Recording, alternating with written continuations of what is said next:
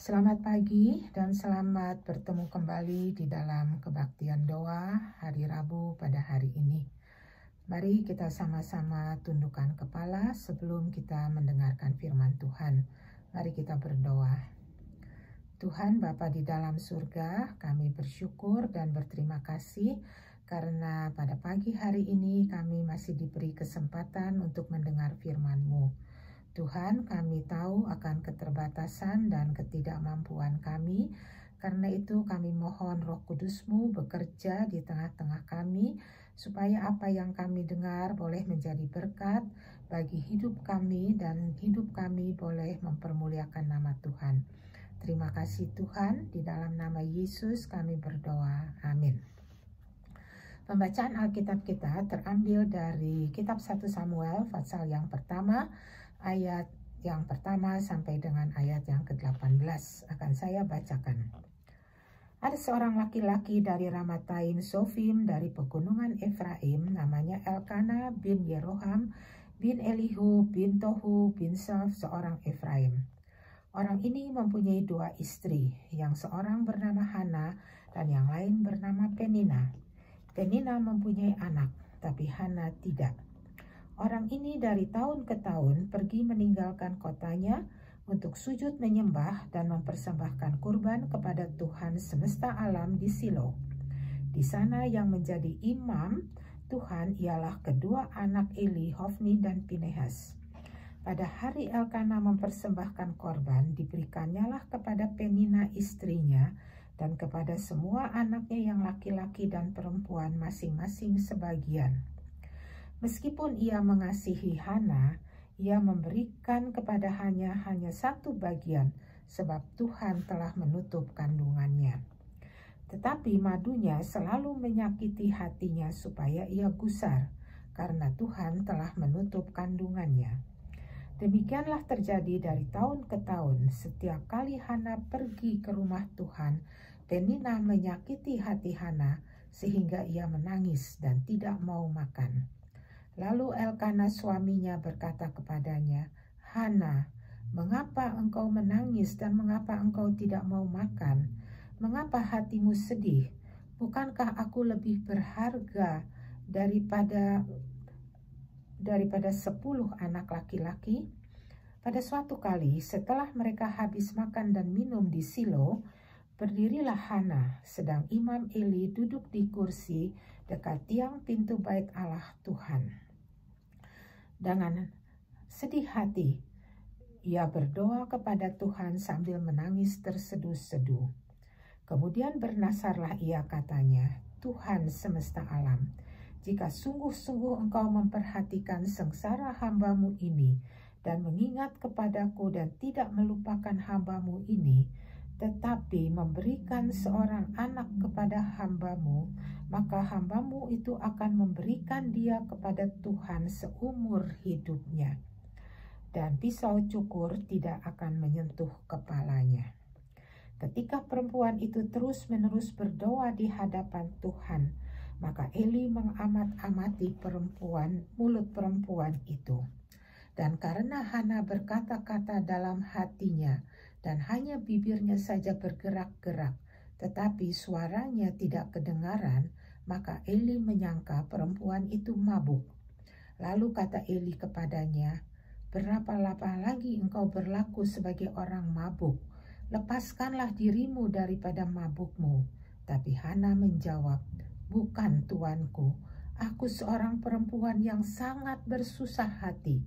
Anggur ataupun minuman yang memabukkan tidak ku minum, melainkan aku mencurahkan isi hatiku di hadapan Tuhan.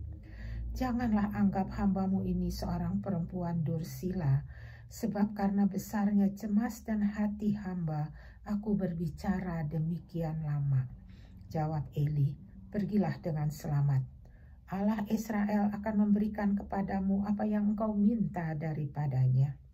Sesudah itu berkatalah perempuan itu, "Biarlah hamba-Mu ini mendapat belas kasihan daripadamu." Lalu keluarlah perempuan itu, ia mau makan, dan mukanya tidak muram lagi.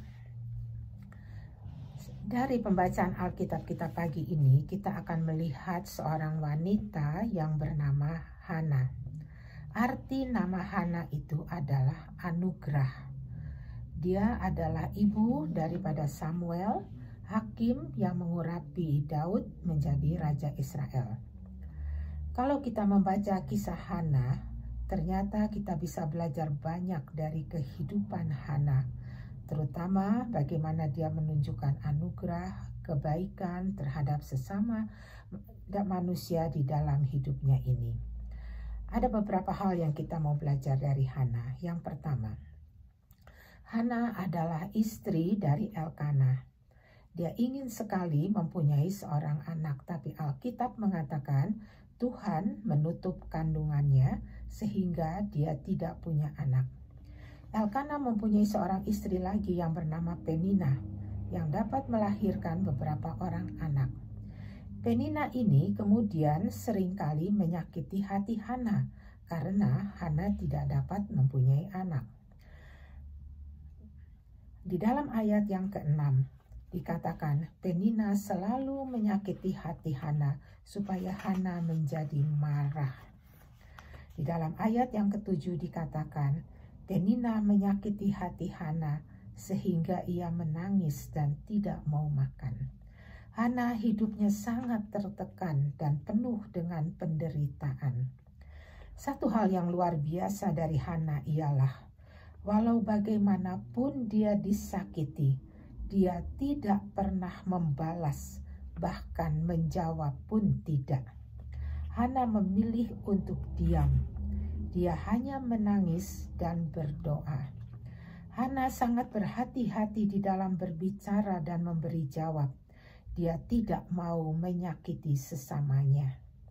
Juga kepada suaminya Elkana, Hana tidak pernah mengeluh atau komplain, baik karena dia tidak punya anak ataupun karena sikap Penina yang selalu menyakiti hatinya.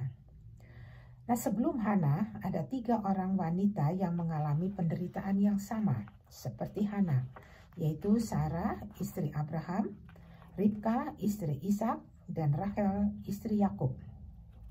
Sarah, karena putus asa, tidak dapat memberi keturunan kepada Abraham, lalu minta Abraham supaya menikahi Hagar. Tapi kemudian Hagar mulai menyakiti hati Hana. Dan begitu Hagar punya anak dan menyakiti hati Sarah, maka dia minta kepada Abraham untuk mengusir Hagar. Ribka, istri Ishak, lama juga tidak mempunyai keturunan. Tapi kemudian dia mengandung anak kembar yang membuat dia menderita sewaktu mengandung. Dan Ribka ini kemudian komplain dan menyalahkan Ishak. Rachel, dia juga lama tidak mempunyai keturunan. Lalu dia merasa iri hati kepada kakaknya Leah yang bisa memberikan keturunan kepada Yakub. Lalu dia kemudian memberikan budaknya kepada Yakub supaya dia juga bisa mendapatkan keturunan. Jadi kita lihat wanita-wanita yang tidak mempunyai keturunan ini dia bertindak sendiri. Mereka komplain dan pada saat mereka disakiti, mereka membalas sakit hati yang mereka terima itu. Tapi tidak demikian halnya dengan Hana. Dia tidak komplain dan dia juga tidak membalas sakit hati yang diterimanya dari Penina. Nah, sikap Hana yang ini adalah satu sikap anugerah yang Hana nyatakan dan berikan kepada Elkana dan Penina. Ada satu saat Hana sedang berdoa sungguh-sungguh. Dia ditegur oleh Imam Eli yang mengira bahwa Hana ini sedang mabuk. Tuduhan Eli ini cukup menyakiti hati Hana yang sedang sedih. Tapi di sini pun Hana tidak membalas dengan kata-kata kasar. Dengan kerendahan hati, Hana menjelaskan keadaan hatinya yang sedang sedih. Dan di dalam Hana menjelaskan semua kepada Eli, Hana menyadari posisinya sebagai hamba. Karena itu Hana menjelaskan keadaan dirinya dengan penuh rasa hormat. Nah, ini pun adalah satu anugerah yang Hana nyatakan kepada Imam Eli. Dia disakiti, tapi dia membalas dengan rasa hormat kepada Eli. Hana tidak memikirkan dirinya yang disakiti. Dia tetap menunjukkan kebaikan. Nah, apa yang menyebabkan Hana dapat bersikap demikian? Dan kita akan sampai kepada poin yang kedua yang kita bisa belajar dari Hana. Yang kedua, Hana adalah seorang wanita yang beriman, percaya penuh pada kuasa Tuhan dan setia berdoa. Ayat 10 mengatakan, dengan sedih dia berdoa dan menangis di hadapan Tuhan. Ayat 12 mengatakan, Hana ini terus berdoa kepada Tuhan. Hana adalah seorang wanita yang tahu kemana dia harus pergi pada waktu dia sedang sedih dan susah. Dia tidak pergi kemana-mana selain kepada Tuhan, karena dia percaya penuh akan kuasa Tuhan. Di dalam salah satu acara tahunan di Bait Allah pada waktu makan malam, seperti biasa Penina menyakiti hati Hana. Dia tidak membalas Penina, tapi dia meninggalkan meja makan lalu berdoa dengan sungguh-sungguh kepada Tuhan. Hana adalah seorang wanita yang sungguh-sungguh percaya dan punya pengharapan penuh kepada Tuhan. Dan di dalam segala hal, Hana datang kepada Tuhan karena doa adalah kekuatan Hana. Di dalam ayat 17 dikatakan setelah berdoa, dia mau makan dan mukanya tidak muram lagi. Inilah hal yang kedua yang kita bisa belajar dari Hana, ialah doa memberikan kekuatan dan penghiburan. Yang ketiga, Hana adalah seorang wanita yang setia beribadah kepada Tuhan. Pada zaman waktu itu, seorang wanita yang tidak bisa memberikan keturunan seringkali dianggap karena dia mempunyai dosa di dalam hidupnya. Dan tidak jarang orang-orang yang tidak punya anak itu direndahkan, atau orang-orang bersikap merendahkan wanita yang tidak punya anak. Jadi pergi beribadah bersama Elkana dan Penina cukup menyakiti hati Hana. Dia akan bertemu dengan sikap orang-orang yang merendahkan diri, dan dia juga akan bertemu dengan sikap Penina yang selalu menyakiti hatinya. Tapi Hana tetap setia beribadah kepada Tuhan. Yang keempat, Hana adalah seorang wanita yang sungguh-sungguh mengutamakan Tuhan. Dia adalah wanita yang menepati janjinya dan tidak egois. Di dalam ayat 11 dikatakan, di dalam doanya Hana berjanji, kalau dia dapat anak, dia akan menyerahkan anaknya itu seumur hidupnya kepada Tuhan.